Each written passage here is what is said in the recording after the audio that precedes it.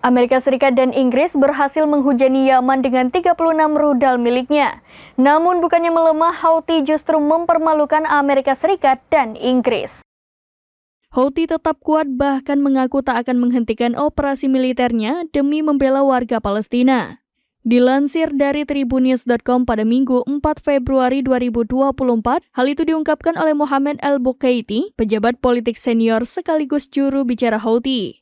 Mohammed Al-Bukaiti mengatakan bahwa serangan Amerika Serikat dan Inggris tidak berpengaruh. Bahkan ia menegaskan bahwa pasukannya akan terus melanjutkan operasi melawan entitas Zionis hingga agresi di Gaza berhenti.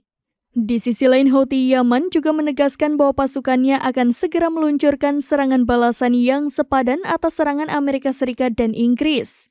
Pernyataan itu dilakukan beberapa saat setelah dua negara barat tersebut melakukan penembakan di belasan lokasi di Yaman pada Sabtu 3 Februari 2024.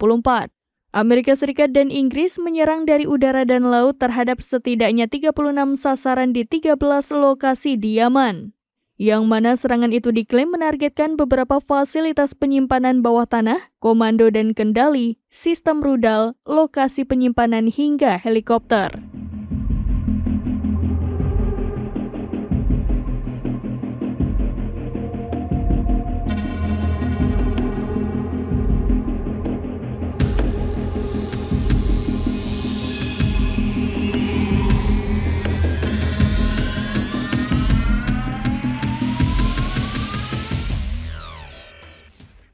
Demikian informasi terkini, Syederalon saksikan terus berita lainnya di kanal YouTube Serambi News, website dan Facebook serambinews.com.